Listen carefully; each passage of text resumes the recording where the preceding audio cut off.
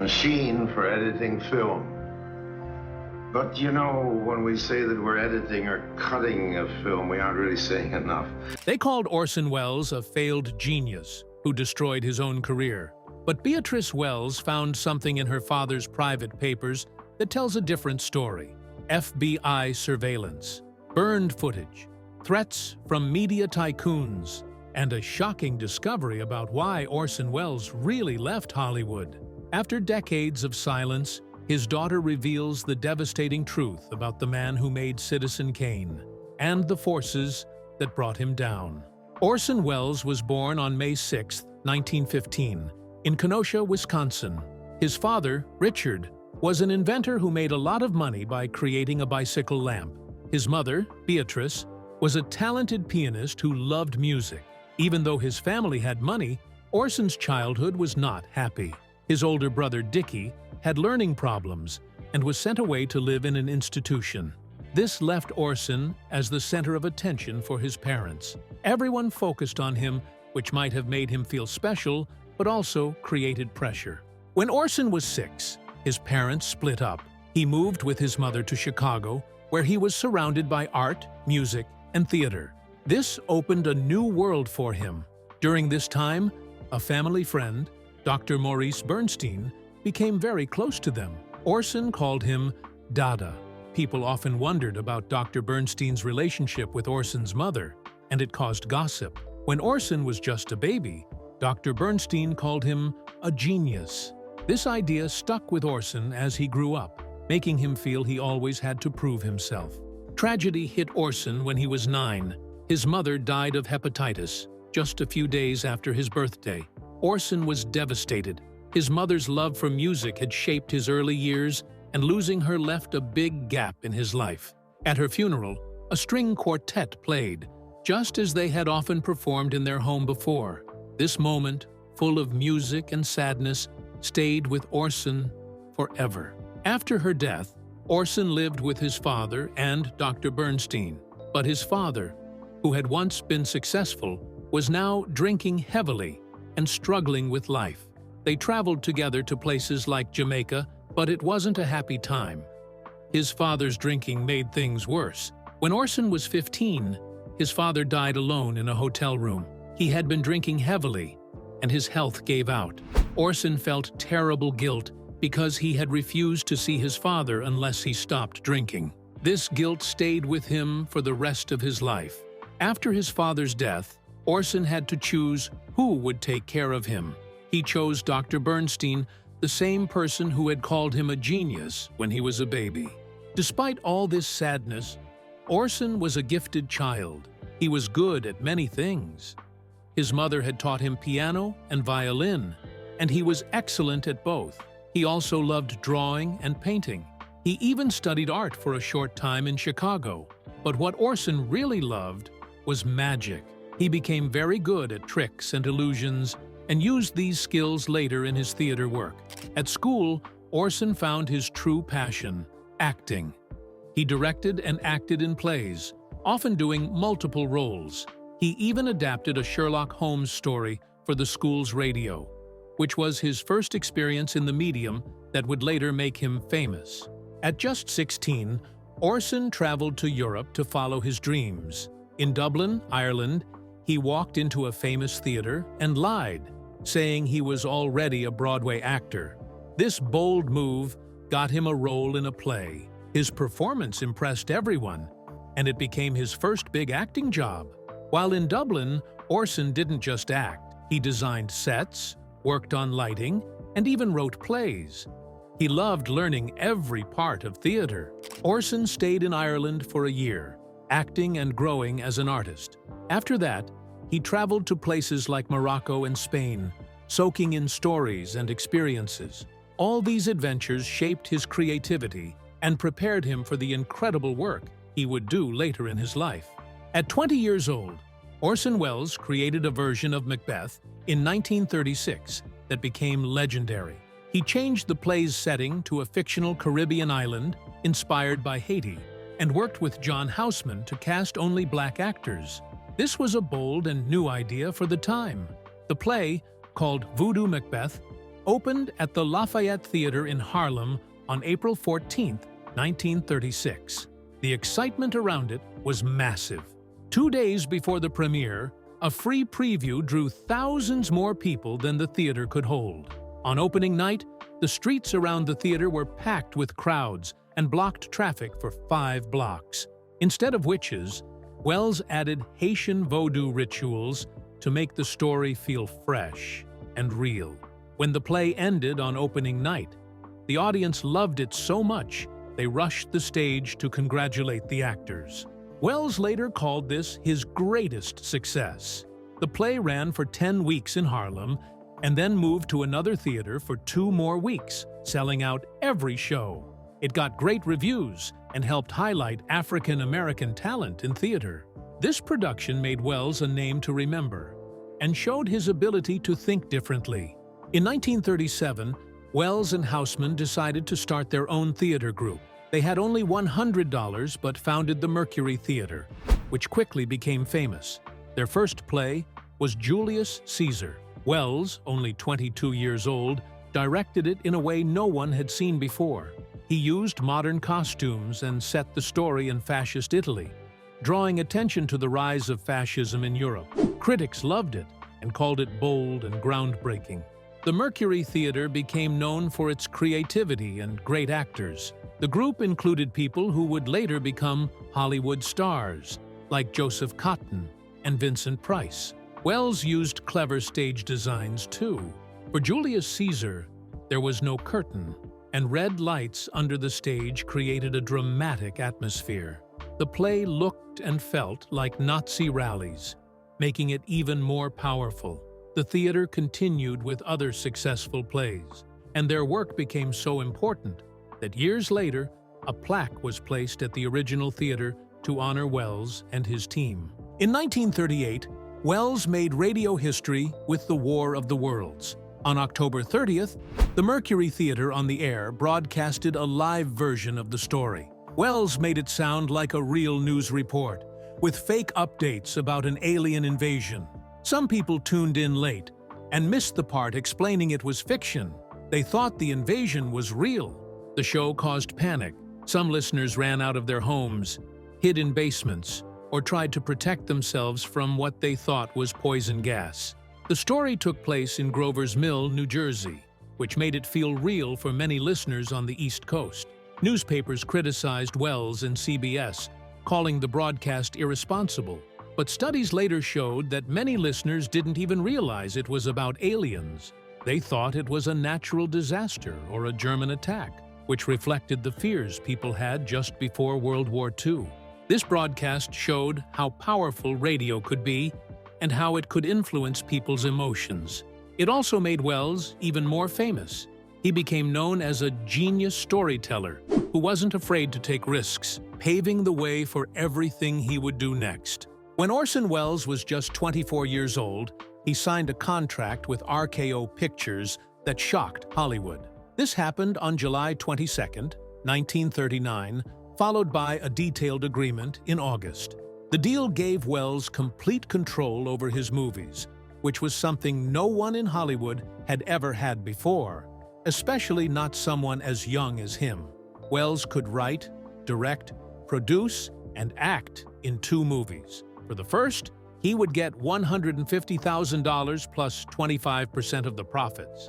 And for the second, $125,000 plus 20% of the profits. The most incredible part was that no one at RKO could even see the footage until Welles chose to show it, and no one could make changes without his permission. This kind of power was unheard of, and many people in the industry didn't like it.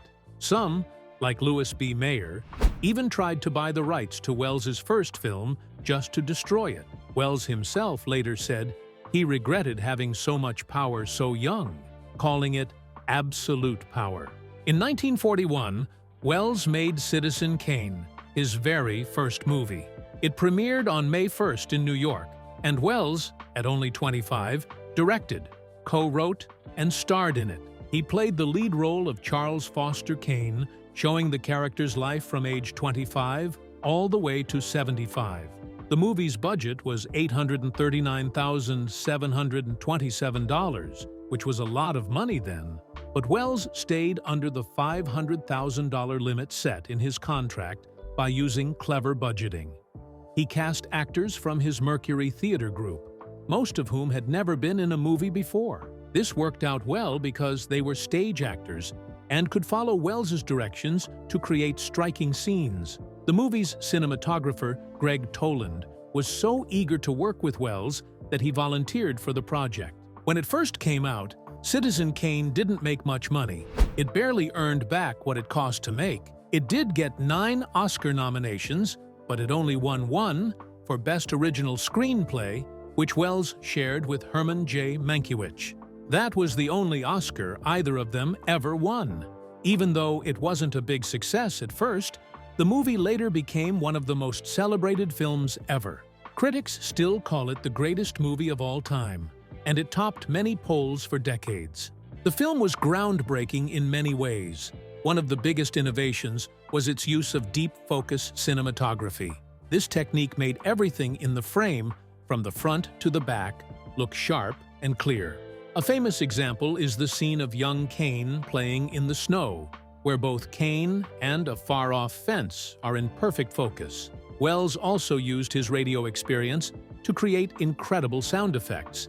He overlapped dialogue between scenes, which helped make transitions smooth. One famous example of this is the breakfast montage, which shows the breakdown of Kane's marriage over several years in just a few minutes. Welles even hid microphones in different parts of the set to capture realistic sound levels. The way Citizen Kane told its story was also revolutionary. Instead of telling the story in order, the movie starts with Kane's death and then pieces his life together through flashbacks. Different characters share their memories of Kane, and each perspective reveals something new. This made the movie feel like a puzzle, with the audience putting together the pieces to understand who Kane really was. It also explored themes like how memories and truth can be so subjective. The film caused a huge scandal because people believed the character of Charles Foster Kane was based on William Randolph Hearst, a powerful newspaper owner. The similarities between Kane and Hearst were hard to ignore, and many details about Kane's life seemed to come from inside knowledge about Hearst. It was likely co-writer Mankiewicz who provided this information, as he had spent a lot of time at Hearst's estate. When Hearst found out about the movie, he was furious. He banned his newspapers from mentioning it, even though they reached millions of readers.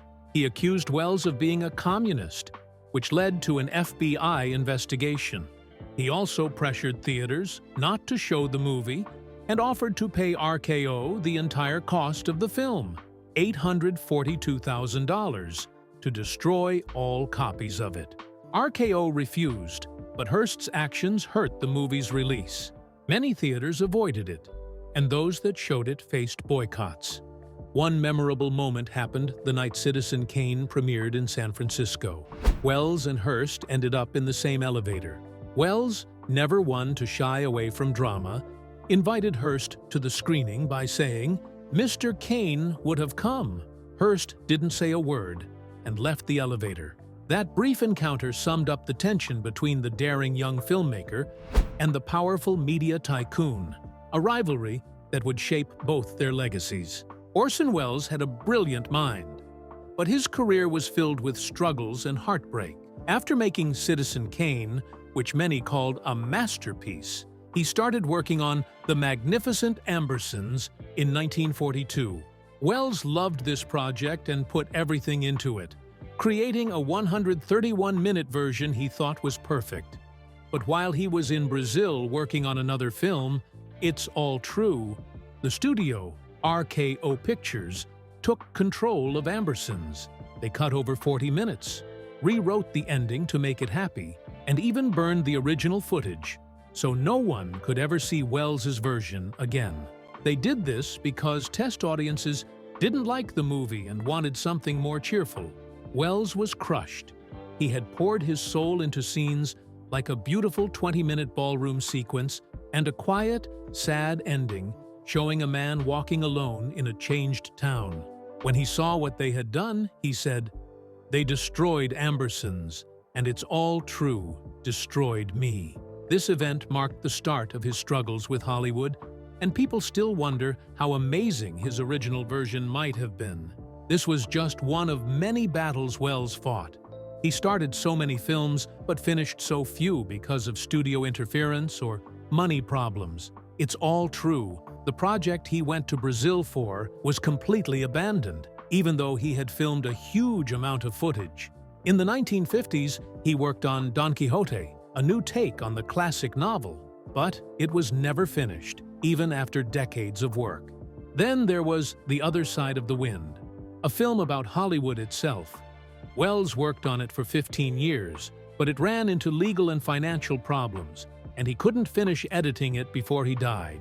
Even the films he did finish were often taken away from him. In 1946, the studio heavily re-edited his movie The Lady from Shanghai. In 1958, they did the same thing with Touch of Evil. Welles once said that out of all the films he made, only two, Citizen Kane and The Trial, were released the way he wanted. It's a sad story of a genius who kept clashing with the Hollywood system, and so many of his great ideas were left unfinished or ruined. On top of all this, the FBI targeted Welles and made his life even harder. They started investigating him in 1941, just before Citizen Kane came out. For 15 years, they collected reports about him, building a file over 200 pages long. The FBI thought he was a political threat because he worked on radio dramas about civil rights and was outspoken about his beliefs. In 1945, they put him on a list of people considered dangerous to national security, claiming he had ties to communist groups. Most of this was based on rumors and no real evidence.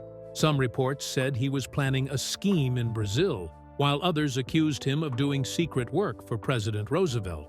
They even looked into his personal life, including his marriage to Rita Hayworth. Welles stayed on the FBI's list until 1949, and this constant surveillance hurt his reputation. It's one reason he left Hollywood and moved to Europe in the 1950s. Decades later, when these FBI files were revealed, people were shocked by how much the government had interfered in his life during the Red Scare. It added another layer to the story of an artist who struggled against forces that wanted to control him. At 33, Orson Welles left Hollywood in 1948. He was tired of how studios kept ruining his work. They had interfered with his movie, The Magnificent Ambersons, and blamed him when The Lady from Shanghai failed. With only $150 in his pocket, he boarded a ship to London, hoping to start over. This move marked the beginning of nearly 20 years of living and working in Europe. In Europe, Welles worked as both an actor and a filmmaker. He acted in many films to earn money, like The Third Man in 1949, where he played the famous character Harry Lime. Between 1948 and 1951, he acted in 13 films, and much of that money went into making his own movies. One of these was Othello. He started filming it in 1948, but because he kept running out of money, he had to stop many times and take acting jobs to pay for it. It took him 3 years to finish. By the time it premiered in 1952, it was clear Welles had found a way to make movies his own way, even if it took longer. Critics admired his determination, and the film won the Palme d'Or at Cannes. Welles loved Shakespeare, and Europe gave him the freedom to turn these stories into films. Years after Othello, he made Chimes at Midnight in 1965. This movie focused on Falstaff, one of Shakespeare's most beloved characters. Welles was deeply connected to this story and even called it his greatest work. Making the film wasn't easy.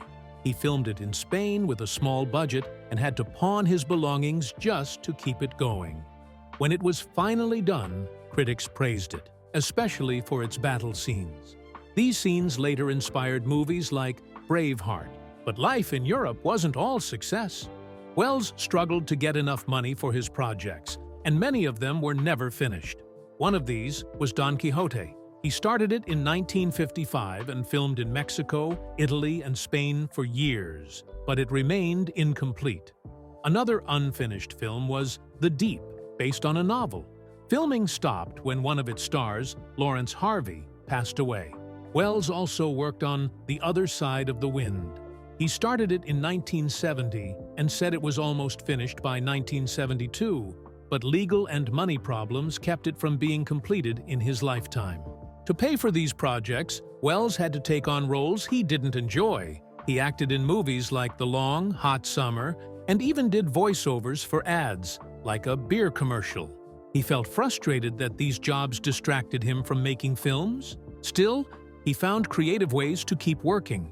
For example, with F for Fake, he used footage from an old documentary and added new scenes to make it into something entirely his own.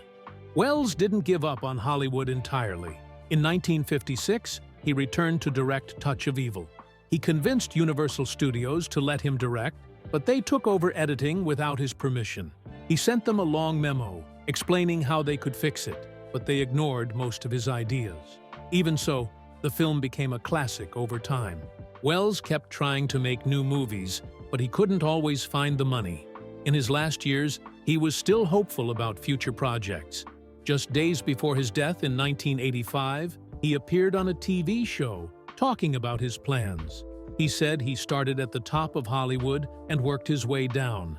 Despite his struggles, Orson Welles left behind some of the greatest films ever made, and a legacy as a filmmaker who refused to give up on his vision.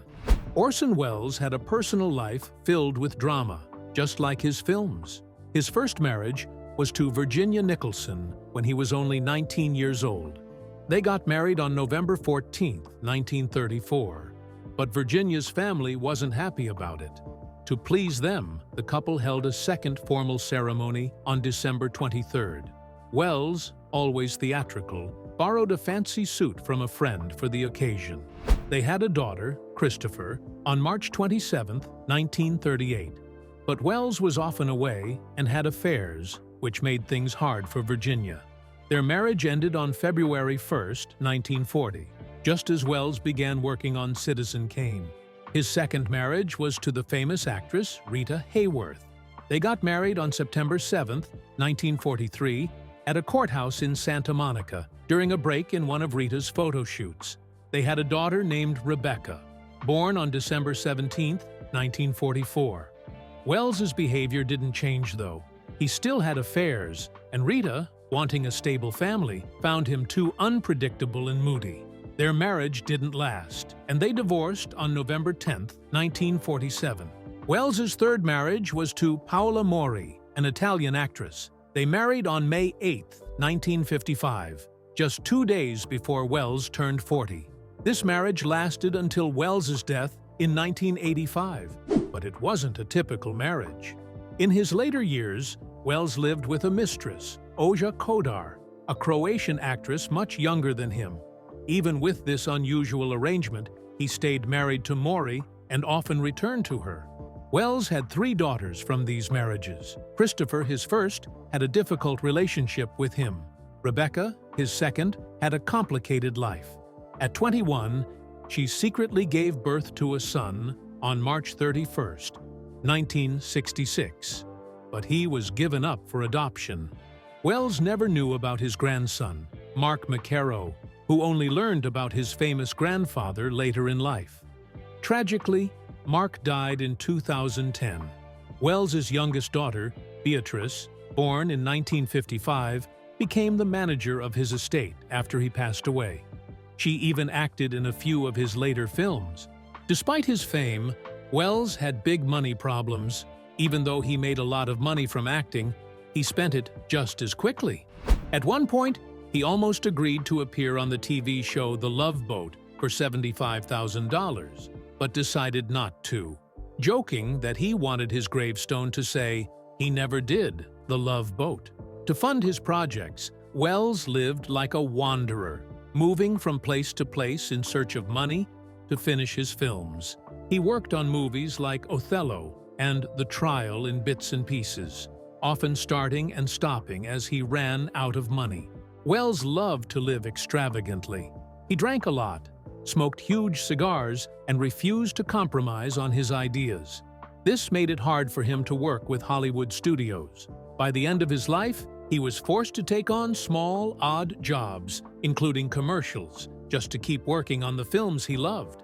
Many of his projects were left unfinished when he died. One of these unfinished films, The Other Side of the Wind, became a legend. Welles started working on it in 1970, but never finished because of money and legal issues. After his death, the film was stuck in limbo for decades. Finally, in 2014, producers managed to get the rights. Fans helped raise money to complete the film, and Netflix stepped in to finish the project. Using Welles's notes and a rough edit he had made, the team pieced the film together. It premiered in 2018, 48 years after it was first started. The movie, about an aging director trying to finish a film, reflected Welles's own struggles. Critics loved it, calling it a final masterpiece and a fitting end to Welles's incredible career. Beatrice Welles grew up with a life that was far from normal. Her father was Orson Welles, the famous filmmaker, and her mother was an Italian countess, Paola Mori. From a very young age, Beatrice was surrounded by creativity. At just 5 years old, she appeared on stage in one of her father's plays, Chimes at Midnight. This was only the beginning of her close connection to his work. Her childhood was full of travel as her family moved across Europe, and she often found herself watching her father work on his movies. One of her clearest memories was from 1968, when she was 13. Orson was filming The Immortal Story at their home near Madrid. Beatrice watched him carefully as he planned every detail. It was a time of excitement, but also a glimpse into the hard work that went into his films. Life with her father wasn't always glamorous. Beatrice remembers a painful moment as a teenager when she and Orson were walking through the lobby of the MGM Grand. A tourist pointed at her father and yelled, "Look, it's Orson Welles!" A crowd quickly surrounded him, treating him like he wasn't even a real person. Beatrice hated seeing people treat her father this way, like an object, instead of the man she knew. She wanted to yell at them to stop and remind them he was a real person. This moment stayed with her and showed her the difference between the loving father she knew and the public figure everyone else wanted a piece of. Beatrice's unique childhood also gave her a special look into her father's creative mind. She found letters Orson had written when he was just a child, full of details about his life. These letters, written to his guardian Maurice Bernstein, were incredibly long, sometimes over 20 pages. Orson wrote about everything, from his school days to the people he met, and even included drawings. These letters showed that Orson had an eye for detail even as a young boy, something that would later make him a great filmmaker. Beatrice also shared stories about her father's unusual ways of working. For example, while filming Chimes at Midnight, he was already planning his next movie, Treasure Island. He wanted to use many of the same actors to save money and time. This kind of multitasking showed how resourceful and determined he was.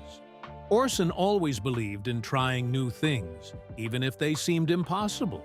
Once, he said he didn't know what couldn't be done, so he just did whatever he thought was right. This fearless attitude was a big part of why he was so successful. After Orson Welles died in 1985, Beatrice worked hard to protect his legacy. In 1989, she stopped Turner Entertainment from colorizing Citizen Kane, arguing that it would ruin the original vision of the film. Later, in 1998, she even blocked a restored version of Touch of Evil from being shown at Cannes. Some people admired her efforts to protect her father's work, but others, including critics, felt she was making it harder for fans to enjoy his movies. Beatrice has also helped bring new parts of her father's work to light. In 2017, she gave a large collection of his papers to the University of Michigan. These included scripts, letters, and ideas for movies that were never made. One of these was a modern version of Julius Caesar called Caesar. Another was a story about two eccentric lovers, which Orson had wanted to make with Greta Garbo and Charlie Chaplin. Unfortunately, neither project was completed. One of the most fascinating discoveries was what Beatrice calls her father's first autobiography. This was a collection of letters he wrote as a child and young man, filled with stories, drawings, and thoughts. Beatrice plans to publish these letters in a book, giving people a deeper understanding of who her father was before he became famous.